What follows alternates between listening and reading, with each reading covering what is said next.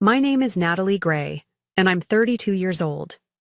For as long as I can remember, my family has celebrated my brother Joseph's birthdays with extravagant parties while somehow forgetting mine. Year after year, I accepted this invisible status, silently building my career and saving every penny. This year, when they forgot my birthday again, I stayed quiet. They had no idea about my bonus or what I was planning. Before I continue my story, I'd love to know where you're watching from. Please hit that like button and subscribe if you want to hear how I finally claimed my worth.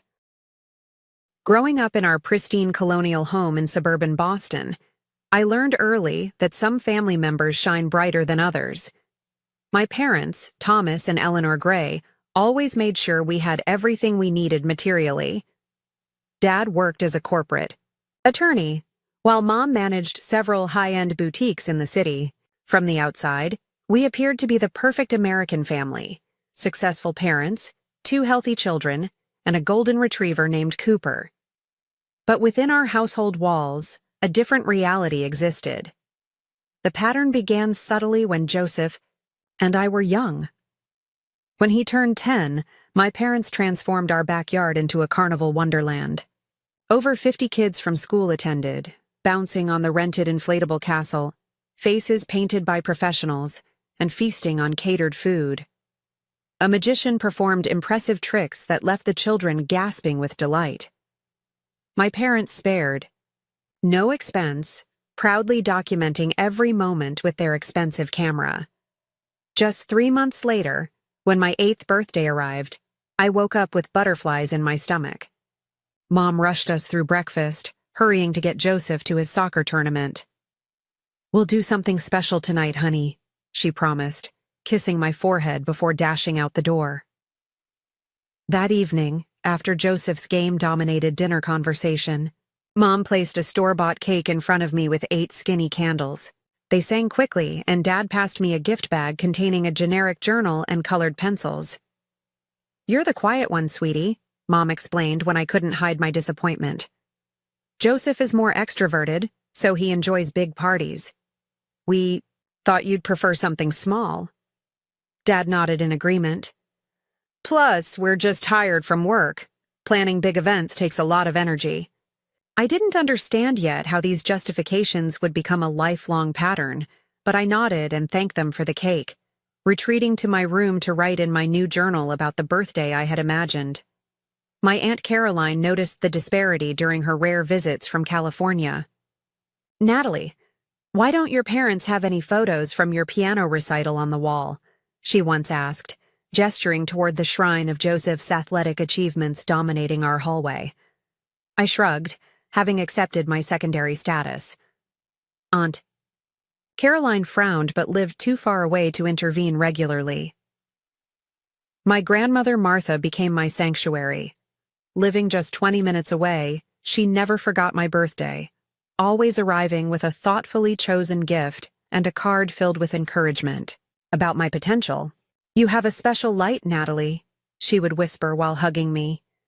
"Some people shine like fireworks, demanding attention.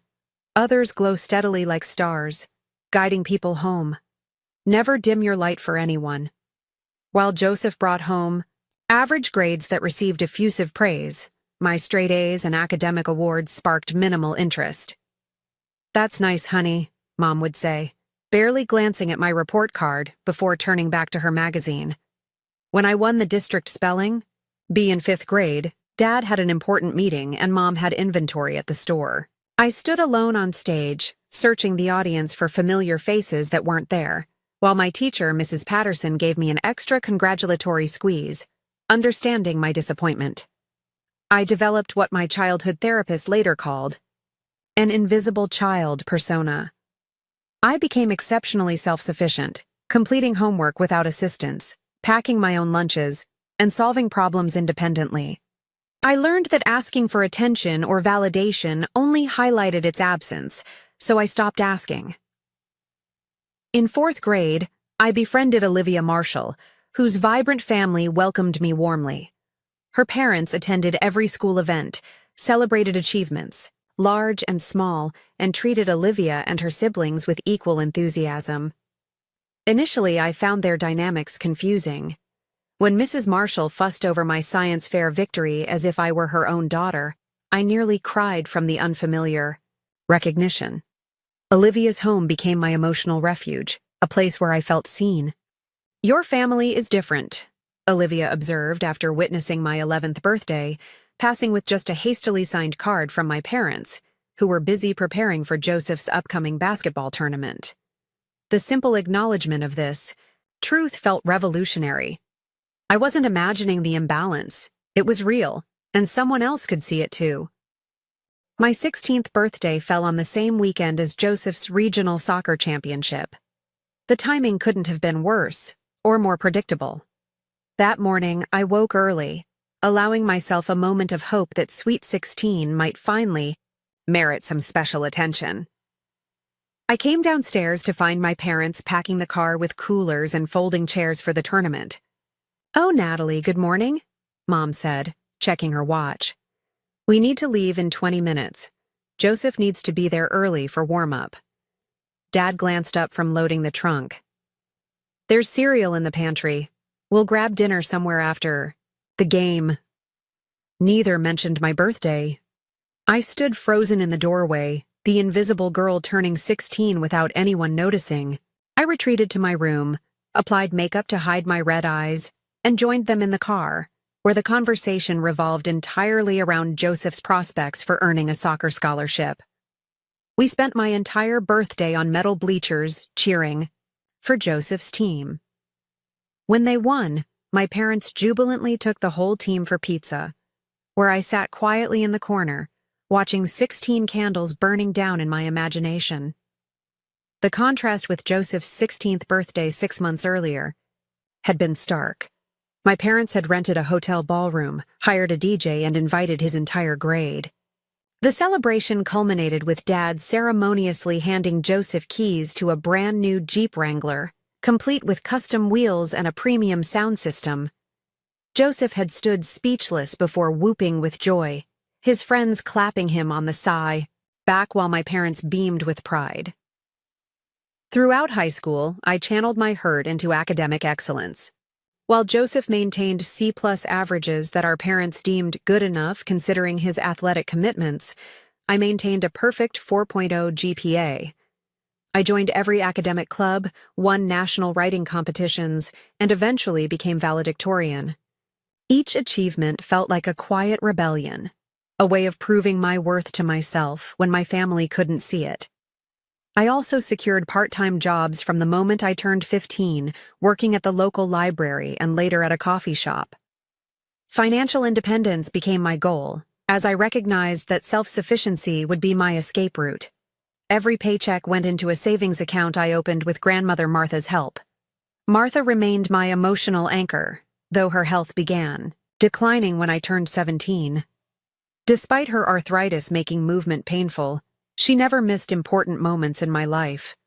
She attended debate championships and award ceremonies, her proud smile filling the parental void. When she couldn't drive, she took cabs or arranged rides with neighbors, determined to support me.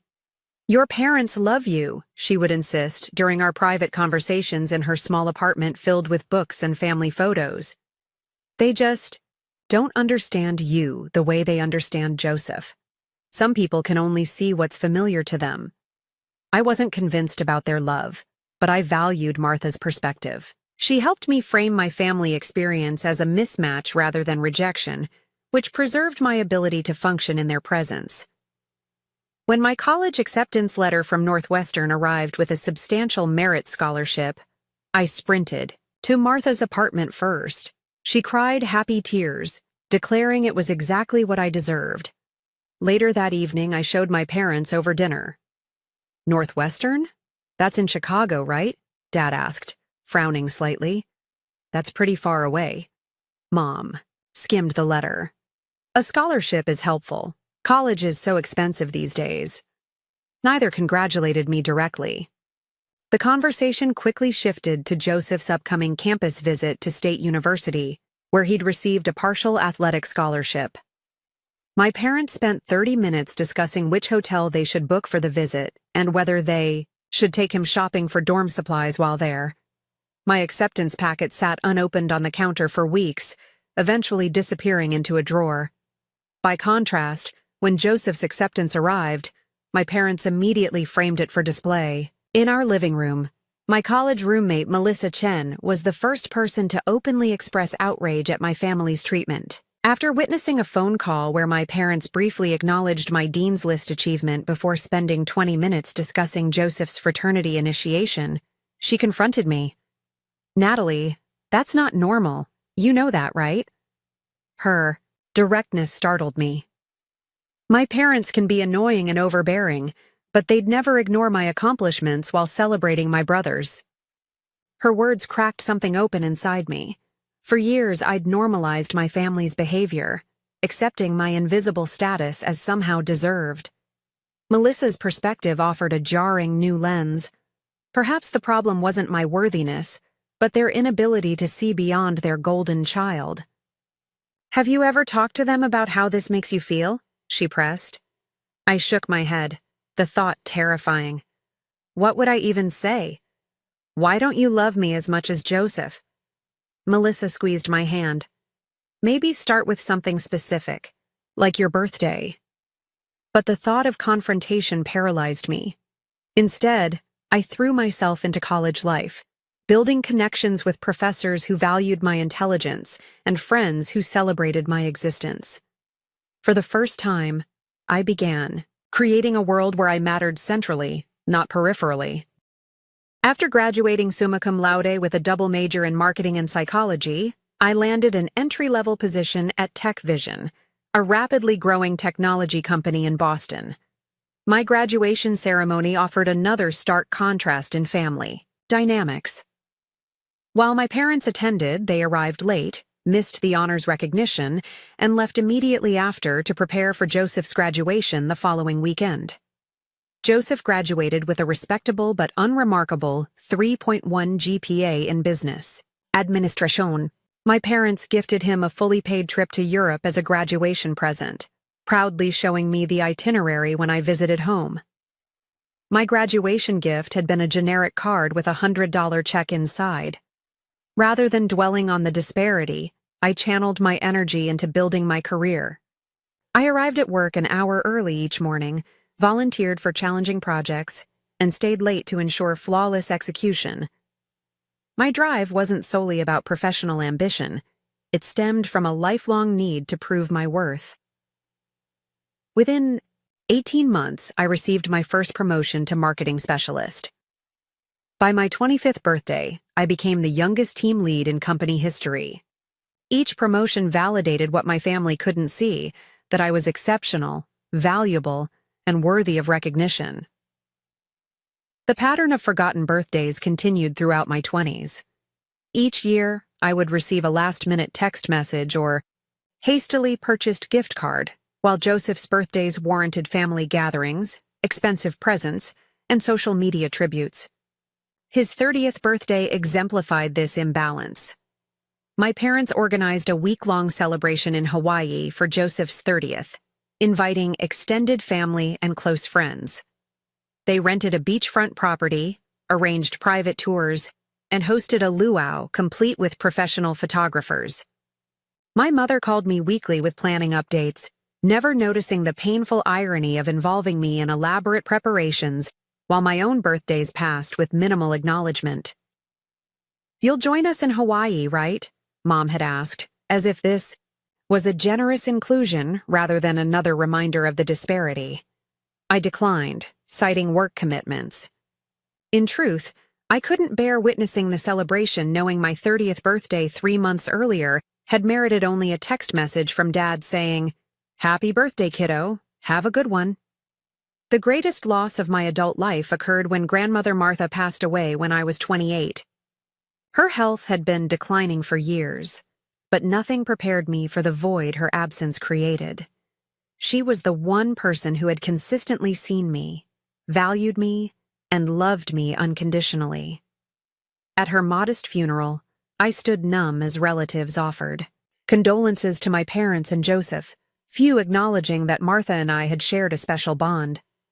Aunt Caroline, who flew in from California, approached me privately. "She loved you most fiercely," she whispered. "She worried about you constantly." A week after the funeral, Martha's lawyer contacted me about a small inheritance, her vintage jewelry collection and personal journals she'd kept throughout her life. Reading her private thoughts devastated and validated me simultaneously. Martha had documented the pattern of favoritism she observed, expressing concern about its impact on my development while noting her admiration for my resilience. "Watched T&E fuss over Jay's baseball trophy for 20 minutes today without asking N about her perfect report card," one entry read. "Considered confronting them but fear it would make things worse for N. Instead, taking her to celebrate privately tomorrow. She deserves champions in her corner." Martha's journals became both comfort and catalyst. They confirmed I hadn't imagined the disparity while forcing me to confront its continued impact on my adult life. After several months of grief-induced insomnia and anxiety attacks, I began therapy with Dr. Samantha Willis. "You've developed remarkable coping mechanisms," Dr. Willis observed during our sessions. "But adapting to unhealthy dynamics isn't the same as healing from them." Through therapy, I began addressing the childhood neglect that shaped my perfectionism, people-pleasing tendencies, and fear of expressing needs. I practiced setting boundaries with family, though these were often tested and violated. I also worked on building deeper connections with friends who valued me authentically. At work, I formed a particularly close friendship with Rebecca Johnson, our creative director. Unlike many colleagues who respected but feared her exacting standards, I thrived under her mentorship. She pushed me to refine my skills while recognizing my unique strengths. "You have exceptional emotional intelligence," Rebecca noted during a performance review. "You anticipate client needs before they express them. That's invaluable in marketing." With therapy and meaningful friendships nurturing my self-worth, I gradually separated my value from my family's perception.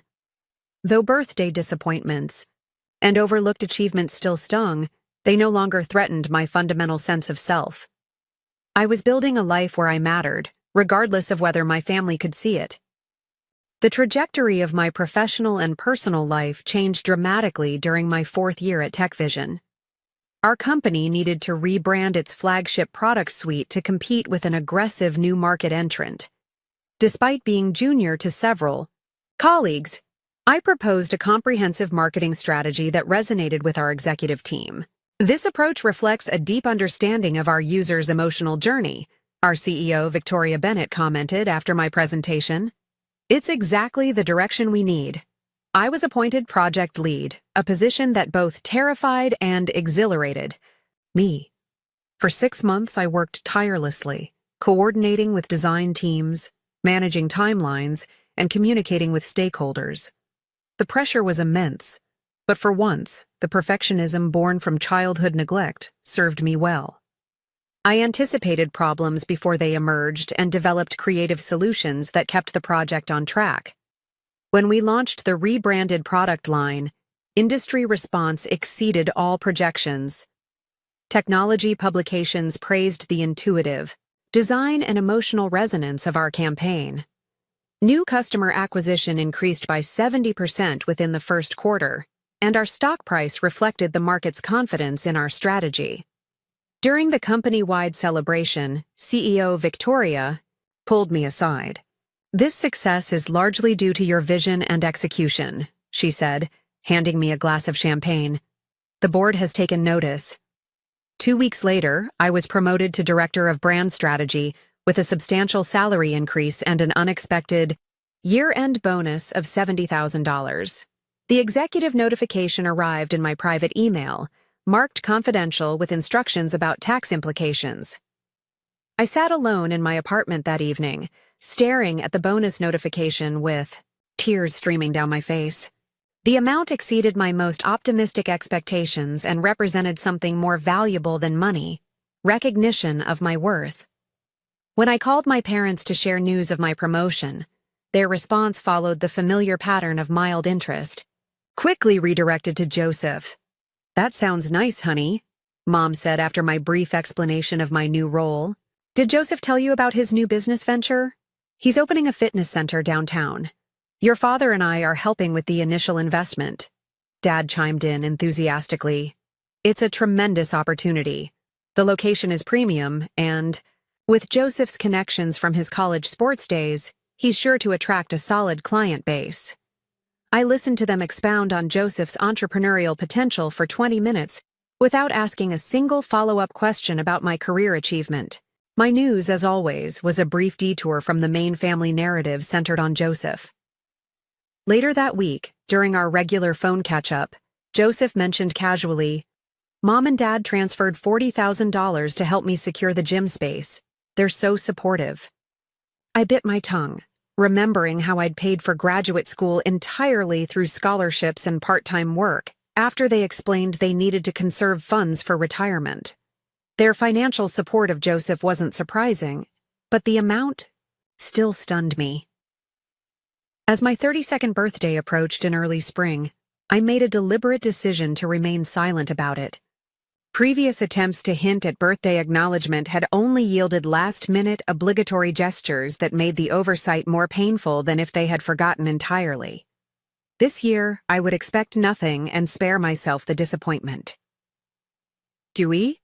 Weekend before my birthday, Rebecca invited me to join her at her coastal Maine cottage. "I need help choosing paint colors for the guest room," she explained. "Plus, we both need ocean air." During our drive along the picturesque coastline, Rebecca pointed out an elegant Cape Cod-style house with a "for sale" sign posted near the road. "That place has been on the market for months," she mentioned. "Apparently, the owners relocated overseas for work and are motivated to sell." On impulse, I asked to stop. As we walked the property, peering through windows at hardwood floors and ocean views, something shifted inside me. The house needed updates but had excellent bones and a private path to a small beach cove. For the first time, I could envision a space that was entirely mine, removed from family dynamics and workplace pressures. "I'm going to call the realtor," I announced, surprising both Rebecca and myself. The asking price had already been reduced significantly, and with my bonus and savings, I could make a substantial down payment. After a thorough inspection revealed no major issues, I submitted an offer 10% below asking price, which the sellers accepted within hours. The mortgage approval process moved swiftly given my excellent credit score and stable employment. As I signed closing documents exactly 1 week after my forgotten birthday, I experienced an unfamiliar sense of power. I owned something significant that my family knew nothing about. Over the next 2 months, I drove to Maine every weekend, painting walls, replacing outdated fixtures, and furnishing my retreat with carefully selected pieces. Rebecca helped transport furniture and offered design suggestions, but this project was fundamentally mine, a physical manifestation of my independence and worth. I told no one in my family about the vacation home, not when Dad called to discuss tax strategies for their retirement accounts. Not when Mom texted photos of new equipment arriving at Joseph's gym. Not when Joseph complained about permit delays and unexpected expenses in his business venture. With each improvement to my coastal sanctuary, my confidence grew. I replaced the dated kitchen countertops with gleaming quartz. I installed bookshelves along the living room wall and filled them with novels I'd always wanted to read. I splurged on luxurious bedding for the master bedroom that faced the ocean. Each decision, made without seeking anyone's approval, felt revolutionary. As spring turned to early summer, my vacation home transformation neared completion. Standing on the back deck overlooking the Atlantic Ocean, watching gulls circle in the evening light, I felt a profound sense of alignment. This tangible achievement existed independently of my family's validation. It was mine alone. Bought, with money I had earned, transformed through my vision, and enjoyed on my terms. My 32nd birthday came and went without acknowledgement from my family. No calls, no texts, not even the generic social media post that many distant acquaintances managed to share. The complete oversight might have devastated me in the past, but this year I felt a curious sense of liberation. Their forgetfulness had become predictable, and I had stopped organizing my expectations around them. 3 days after my birthday, an elaborate digital invitation arrived in my email. Joseph was turning 34, and our parents had planned a surprise yacht party on Boston Harbor to celebrate. The invitation featured professional graphics, a catered menu from an exclusive restaurant, and instructions about parking at the marina. Please arrive by 6:30 p.m. to surprise Joseph when he boards at 7 p.m., the invitation concluded. Gifts optional but welcome. We've created a registry at Premium Fitness Supplies for those wanting suggestions. I confirmed my attendance with a brief reply, offering to bring wine. Mom responded immediately with specific preferences for Joseph's favorite Cabernet. In the days leading up to Joseph's celebration, I finalized the last touches on my vacation home. I hung artwork, positioned outdoor furniture on the deck, and planted flowering shrubs along the front walkway.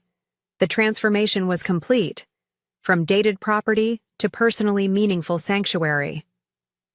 On the morning of Joseph's party, I made a spontaneous decision. I would finally share my achievement, not through awkward family conversation where it might be minimized, but on my own terms through social media. I spent 2 hours taking perfect photos of each room, capturing ocean views from windows, and creating a video tour that showcased the property's features. I wrote and rewrote my post several times, finally settling on wording that felt authentic, without being confrontational. Excited to finally share my secret project of the past few months, I purchased this coastal Maine vacation home and have been renovating it weekends. Thankful for my career that made this possible, and looking forward to sunrise coffee on this deck for years to come. First-time homeowner. Coastal living. Dream come true, I scheduled the post for 7:15 p.m., exactly when Joseph's surprise party would be in full swing. Then I dressed carefully for the evening in a navy blue cocktail dress, applied subtle makeup, and drove to the marina, arriving precisely at 6:30 p.m. The yacht was elaborately decorated with string lights, floral arrangements, and congratulatory banners. About 40 guests mingled on deck, mostly Joseph's friends and business associates, plus a few family members. My parents bustled around, checking details with the caterers and bartenders, completely in their element as hosts. "Natalie, you're here," Mom acknowledged briefly. "The wine can go at the bar station. Joseph just texted that he's running late, but he should arrive by 7:15. At 7:10, a commotion near the gangway indicated Joseph's arrival. Everyone gathered to shout, "Surprise!" as he boarded, appearing appropriately shocked and delighted. My parents hugged him effusively, champagne was distributed, and Dad made a tearful toast about how proud they were of their son's accomplishments and character. At precisely 7:15, I felt my phone begin vibrating continuously in my clutch bag. As congratulatory notifications flooded in from friends and colleagues responding to my vacation home post, I excused myself to a quiet corner of the deck. My post was garnering attention far beyond my expectations. Friends from college, colleagues from work, and even casual acquaintances were commenting with enthusiasm and support. "This is incredible, Natalie. So happy for you. What a gorgeous place. You deserve this success. That view is to die for. When can I visit?" As I scrolled through responses, my cousin Stephanie approached, phone in hand. "Natalie, is this real? You bought a house in Maine? It's stunning." Her voice carried across the deck, catching the attention of nearby guests. Several people gathered around as Stephanie showed them photos from my post. Their exclamations drew more attention, creating a ripple effect through the party. Within minutes, my phone rang. My mother calling despite standing 30 feet away across the deck. I let it go to voicemail. She called again immediately. Again I declined. Then text messages began appearing. "What is this house everyone is talking about? When did this happen? Why would you post this during Joseph's party? Call me immediately."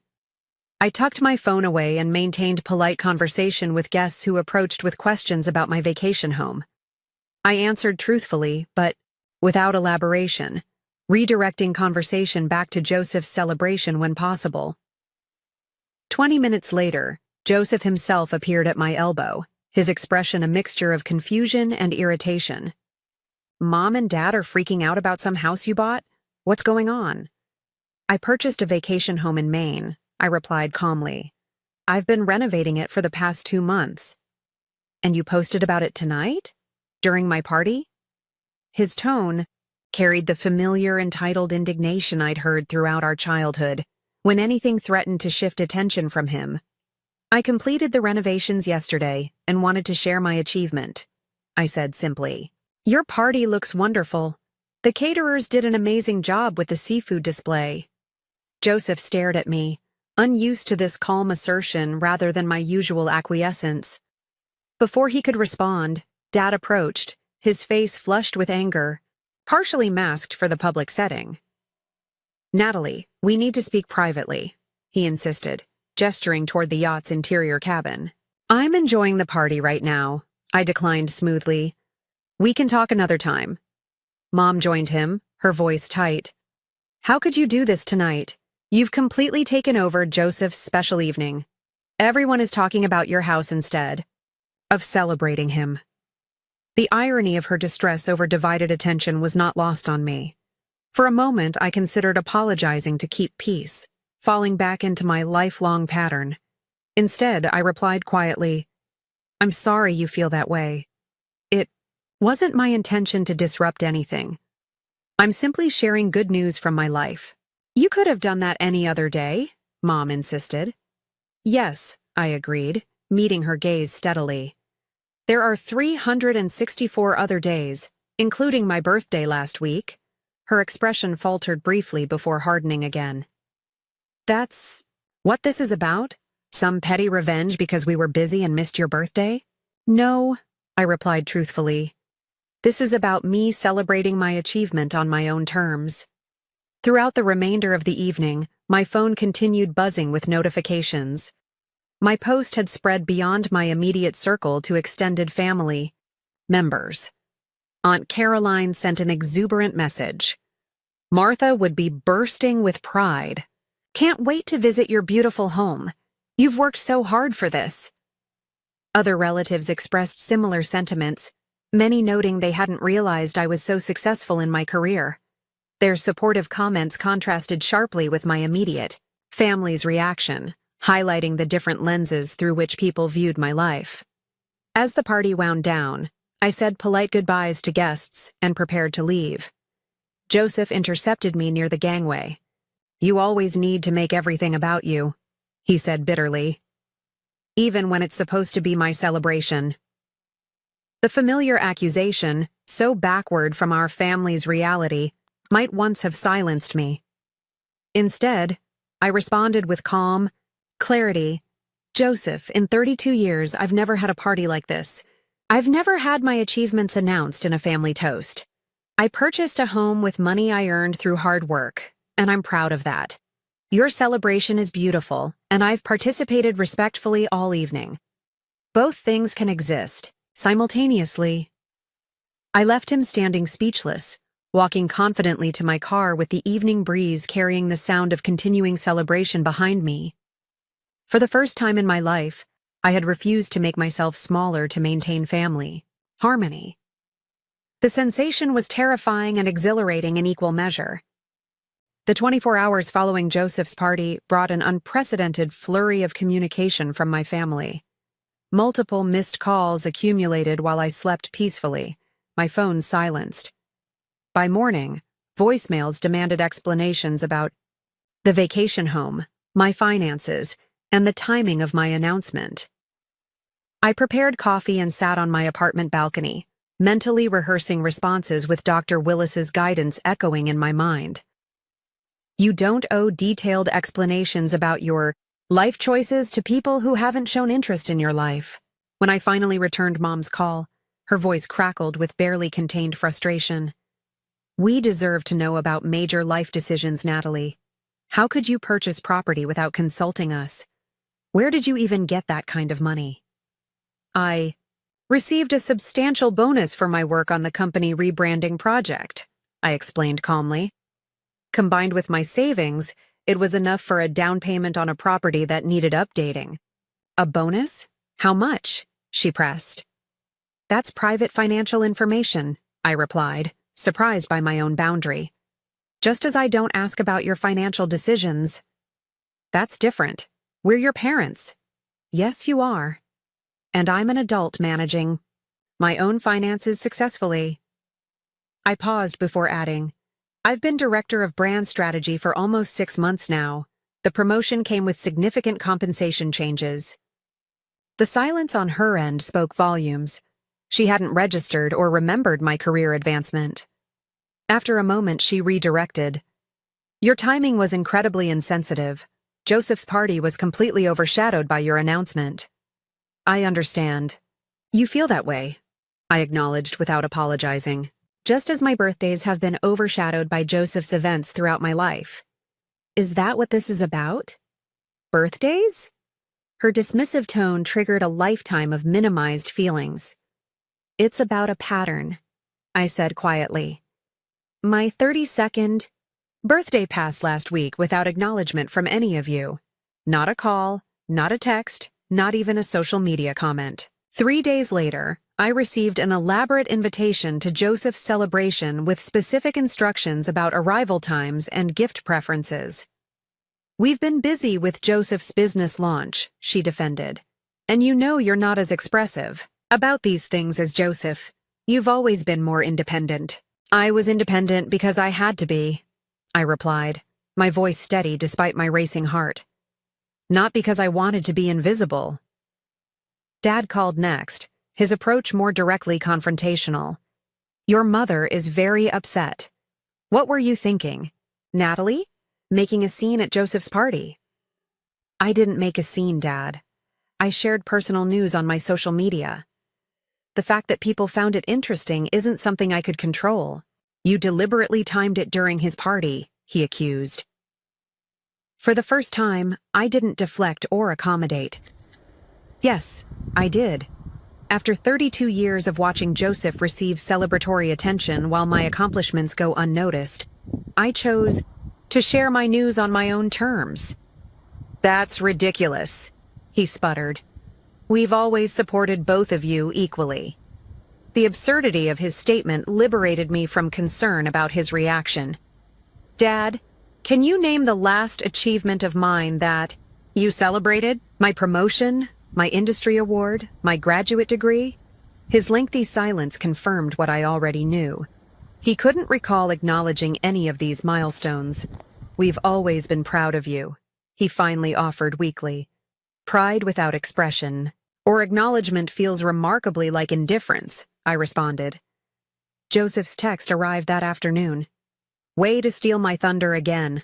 Always have to be the center of attention. Thanks for ruining my party. The accusation was so fundamentally contrary to our family dynamic that I actually laughed aloud before composing a response. Joseph, this is the first time in our lives I've done anything that diverted attention. From you. I'm sorry it feels uncomfortable, but your reaction speaks volumes. He didn't reply, but I could imagine his indignation. Joseph had never needed to compete for our parents' attention or validation. Having it divided, even momentarily, was an unfamiliar experience for him. The tension with my immediate family contrasted sharply with the warm responses from extended relatives.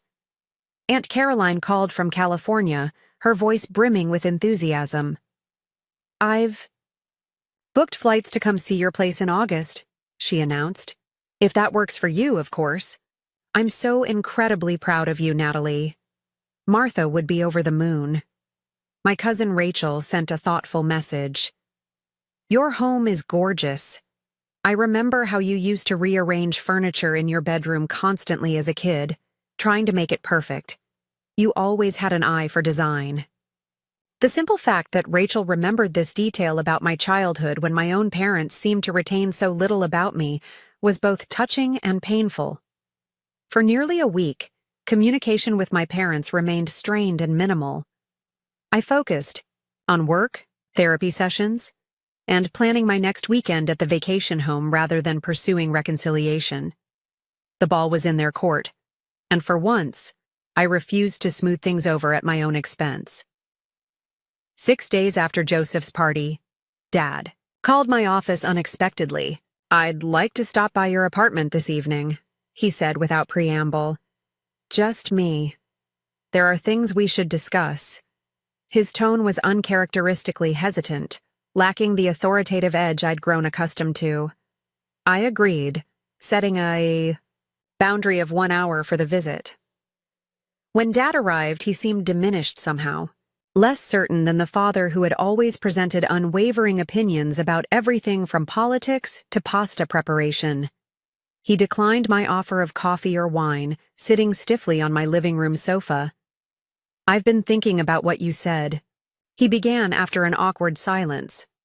"About us not acknowledging your achievements." I waited, giving him space to continue without rescuing him from the discomfort. "Your mother and I discussed it, and we realized there might be some truth to it." He stared at his clasped hands. "Not intentionally, of course. We never meant to make you feel less important than Joseph. Intent doesn't change impact," I said quietly, echoing Dr. Willis's frequent reminder. He nodded slowly. "I suppose not." Another lengthy pause followed before he continued. "Joseph said something similar, actually. After he calmed down, he mentioned that you've never had a surprise party or big celebration like he's had." The acknowledgement that even Joseph recognized the disparity surprised me. I'd always assumed he was as oblivious to his favored status as my parents were to my neglected one. "Your mother is having a harder time seeing it," Dad admitted. "She keeps saying you're just different personalities with different needs. But I've been thinking about your birthdays specifically, and I can't remember the last time we did anything special for you." The conversation continued haltingly, with Dad oscillating between defensiveness and genuine reflection. He asked to see photos of my vacation home, showing what seemed like authentic interest in the renovation choices I'd made. As he prepared to leave, he paused at the door. "I can't promise things will change overnight," he said. "But I'd like to try to do better." It wasn't an explicit apology, but from my emotionally restrained father, it represented significant movement. Joseph texted the following day. "I shouldn't have reacted like I did at the party. Congrats on the house. It looks really nice." His message lacked depth, but acknowledged his overreaction, which was more than I'd expected.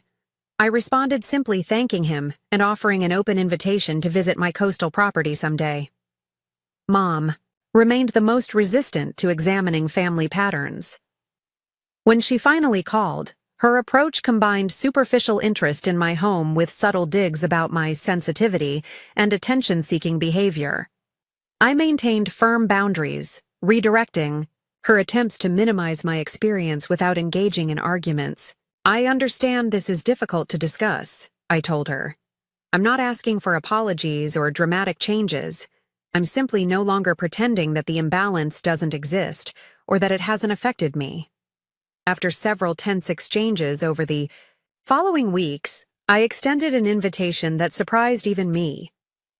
"I'm hosting a small housewarming at my vacation home next month. I'd like all of you to come if you're willing." The invitation represented both boundary and olive branch, welcoming them into my space on my terms. Their acceptance would require acknowledging my achievement, rather than diminishing it. Their behavior there would determine the nature of our relationship moving forward. Dad accepted immediately. Joseph followed a day later with a brief, "I'll be there."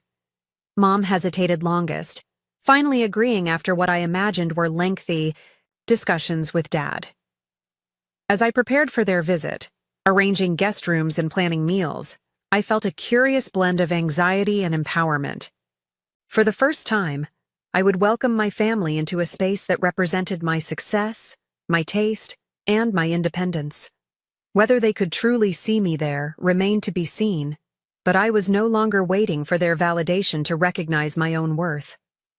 The morning my family was scheduled to arrive at my vacation home dawned with perfect Maine summer weather. Sunshine sparkling on ocean waves visible from my kitchen window as I prepared breakfast. I moved through the rooms making final adjustments, fluffing pillows, arranging fresh flowers, and setting out guest towels with a care that reflected both pride and lingering anxiety. When their car pulled into the gravel driveway at noon, I stepped onto the front porch, watching them emerge, and take in the property with varying expressions. Dad looked genuinely impressed. Joseph seemed surprised by the home's size and setting, while Mom maintained a carefully neutral expression, neither admiring nor critical. "The drive was longer than I expected," Mom commented by way of greeting. "The GPS took us on some very narrow roads.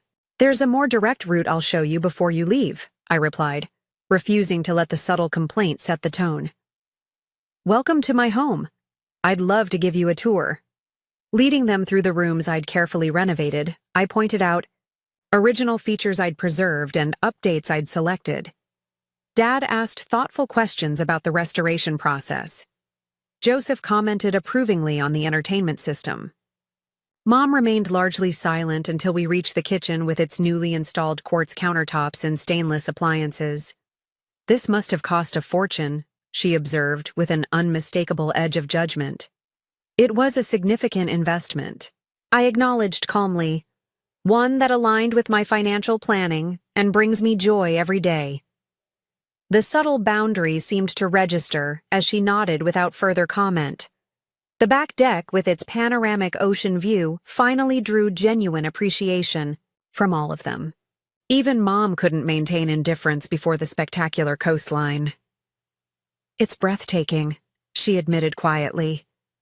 "This is why I fell in love with the property," I explained. No matter what was happening inside, this view promised perspective.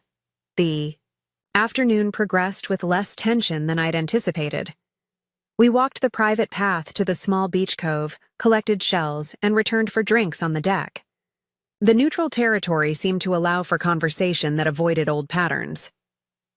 Joseph talked about his gym without my parents excessively praising every detail. I shared anecdotes about the renovation process without them changing the subject, to Joseph's endeavors. For dinner, I prepared a housewarming meal that showcased my developing culinary skills, another aspect of my life they knew little about. As we ate at the dining table overlooking the sunset-gilded water, something shifted subtly in our family dynamic. After dessert, Dad cleared his throat awkwardly. "I want to say something," he began, glancing at Mom, who pressed her lips together but nodded slightly. "Natalie, seeing this place, what you've accomplished here, it's remarkable. And it's made me realize how much of your life we've missed by not paying proper attention." He continued with uncharacteristic emotional openness. "I'm sorry for that. Truly sorry. No parent wants to think they've favored one child, but your mother and I have been doing some hard reflection since our conversations last month." Mom remained quiet, but I noticed her eyes glistening. Joseph studied his dessert plate, uncomfortable but not interrupting. "We'd like to start by properly acknowledging your birthday," Dad continued. "It's late, but we brought something." He retrieved a small gift bag from their room and placed it before me. Inside was a delicate silver picture frame containing a photo I'd never seen before. Me at about 7 years old sitting on Grandmother Martha's lap, both of us laughing at something off camera. "Martha gave us this years ago," Mom finally spoke. "She said it captured your spirit perfectly.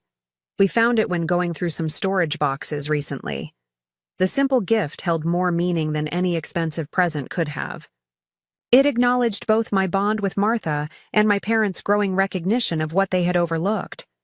I thanked them sincerely, placing the frame on my mantel where it belonged." Later that evening, Joseph joined me on the deck while our parents prepared for bed. "I never realized," he said after a long silence, staring out at the moonlit water, "how different things were for us growing up. I just assumed you preferred being quiet and independent." "Parts of my personality are naturally more reserved," I acknowledged, "but much of my independence was survival, not preference." He nodded slowly. I'm trying to understand. It's weird looking back and seeing everything differently. He hesitated before adding, I'm sorry if I contributed to it. I was just soaking up what they gave without questioning why you weren't getting the same. His apology wasn't perfect, but it was genuine. For the first time, I felt Joseph seeing me as a person with experiences valid in their own right, not merely as an extension of his story. The weekend visit wasn't a magical transformation of our family dynamics. Mom still occasionally made comments that minimized my experiences. Dad sometimes fell into old patterns of excessive interest in Joseph's activities. But something fundamental had shifted. I had claimed my value apart from their recognition, and paradoxically, that had begun to change how they saw me. On their final morning, Mom approached me in the kitchen while I prepared coffee. This place suits you, she said simply. I can see why you love it. Coming from her, this straightforward acknowledgement of my choice without criticism felt monumental. I thanked her, and we stood in comfortable silence watching early light play across the water. In the weeks following their visit, our communication patterns evolved gradually. Dad called regularly, showing interest in my work projects. Joseph occasionally texted about neutral topics without parental prompting. Mom remained the most resistant to change but made small efforts, sending an article about coastal gardening, asking about my weekend plans without comparing them to Joseph's activities. When my half-birthday approached in September, I received a surprising group text from all three of them. Planning ahead for your 33rd birthday next March. Please save the date. Details to follow. The simple acknowledgement represented progress, though I no longer measured my worth by their recognition. The deepest healing had come not from their changing behavior, but from my changing relationship with myself. In therapy with Dr. Willis, I explored the complex emotions surrounding this family evolution. Complete transformation rarely happens, she reminded me. What matters is whether the change creates enough safety and recognition for a relationship that adds to your life rather than diminishes it. I continued building my independent life centered on authentic connections. I mentored junior colleagues who, like my younger self, needed validation of their unique contributions. I volunteered with a community program supporting teenagers from homes where they felt unseen.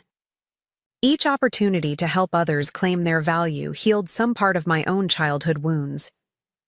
My vacation home became both sanctuary and symbol of my journey, a tangible reminder that I could create beauty and meaning independently. Some weekends, I hosted friends, filling the rooms with laughter and conversation. Other times I retreated there alone, watching storms roll across the Atlantic, finding peace in solitude that was chosen rather than imposed. The most profound lesson emerged gradually. True self-worth can't be granted by others or taken away by their inattention.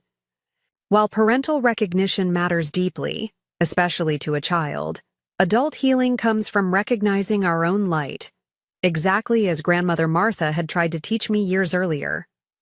I no longer needed my family to acknowledge my birthdays, celebrate my achievements, or validate my choices to know my own value. Their growing ability to see me more clearly was welcome, but not essential to my wholeness. This quiet liberation allowed me to engage with them from a place of choice rather than need, transforming our relationship into something imperfect but increasingly authentic. Have you ever felt invisible in your own family? Perhaps you recognize parts of this journey in your own life. I'd love to hear your stories in the comments below.